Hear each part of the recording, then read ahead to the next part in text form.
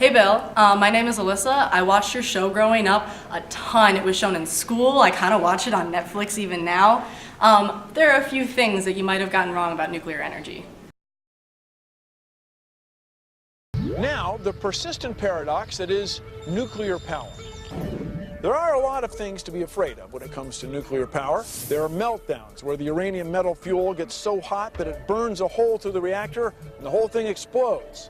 There are terrorists who could get hold of some of this nuclear material and make the events of September 11th look like getting a parking ticket. The real terror, the real danger, the real horror of nuclear power may come long after the power is generated with nuclear waste. Solution? Well, are there proliferation-free technology? Yes, there is. The idea of a nuclear plant that consumes the waste that we built up over the last 40 years. That's exciting. PRISM is an advanced reactor. That advanced reactor can use different fuel sources, such as excess plutonium, excess uranium, or use nuclear fuel that's now considered as waste. During normal operation of the PRISM reactor, we take out the fuel and we remove the poisons. Those poisons are fission products with half-lives on the order of 10 to 30 years. That's truly what nuclear waste is. That is the case. Why this reactor system, integral fast reactor, was not taken seriously here in the United States? It's because of politics.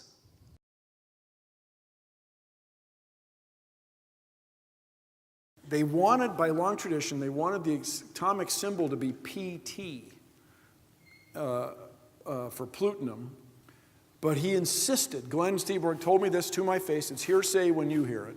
To my face is how we talk in junior high. To my face. He said, I insisted that the atomic symbol be PU because this stuff stinks. Some of it has a half-life well over 10,000 years. Hi, Bill Nye. My name's Aries Loomis.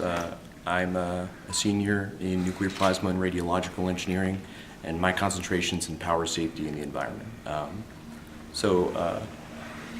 I just wanted to address one of the claims that you made about Glenn Seaborg, because PT has already been taken up by platinum, so that doesn't really make sense. And the fact that Glenn Seaborg would say that is surprising to me.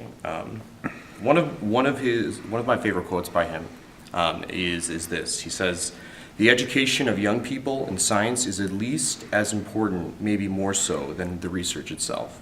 And what you're doing is great, Bill Nye, but another quote by Glenn Seaborg that makes me feel like what you're saying might not be that accurate about him being more anti-nuclear is, people must understand that science is inherently neither a potential for good nor for evil.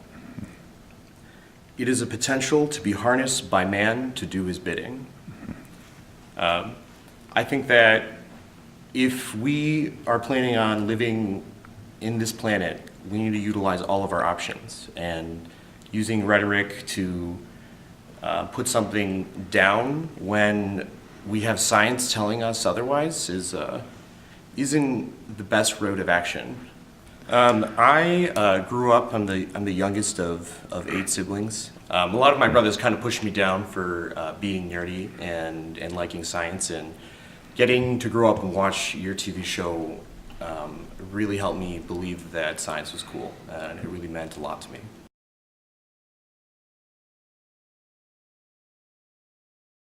Plutonium is the most dangerous thing that human beings have ever made. It will probably be our demise. A millionth of an ounce, the size of a speck of dust, if inhaled, will cause lung cancer.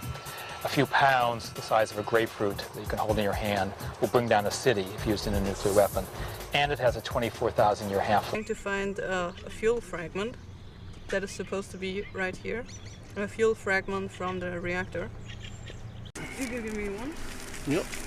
And just put the rest back in your things. Try this. Make sure we didn't leave it behind. You don't have to record or anything. I'm just waiting until people are passed. Okay. Wait until they're...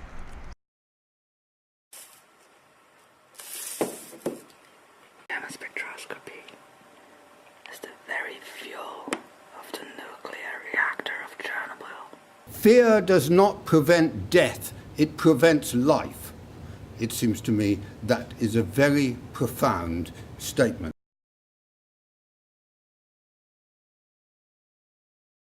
Now, in nuclear reactions, our problem is what we call ionizing radiation. Ionizing radiation can smash into the tissues of living things and disrupt our cells. A high dose can kill you in a few seconds, or a few minutes, or a few days. Lower doses can disrupt your DNA and make you sick. That's how it causes cancer.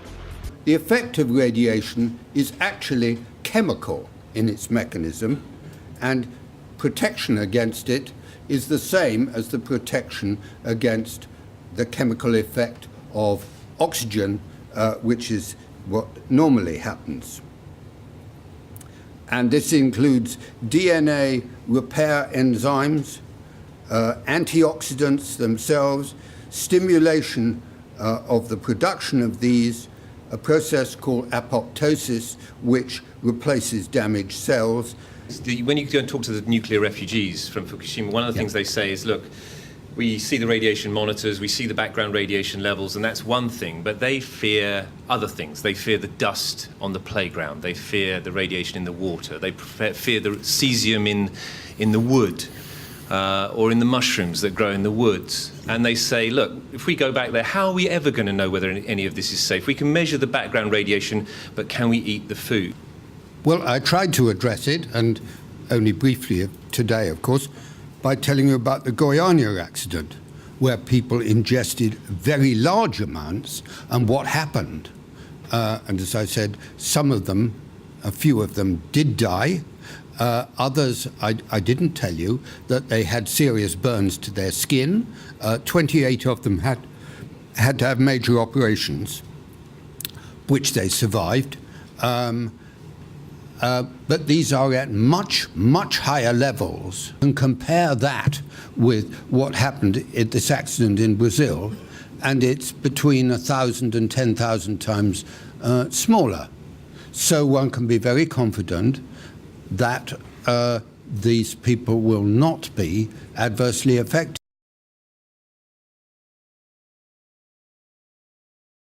Or 14,000 nuclear power plants. There's going to be another accident. There just will be, because it's humans. It's not this idealized bunch of people running the things. There will be another accident, so we just have to say to ourselves, is that worth the risk? Hollywood, large in what you're saying, triple meltdown, well, so what? It's a mess. There are messes at Sellafield, where accidents have happened in the past, and it takes a few decades to clean the thing up. But we don't bring the world to a grinding halt or change the way we get our energy as a result of an accident like Piper Alpha, for example. So I think the thing's got completely out of proportion. I don't say it wasn't an accident, I say it wasn't a tragedy. Tragedy for all the people who live around it, who can't go home. But they should go home. That is entirely consequence of the regulations. As I said when I came here last time.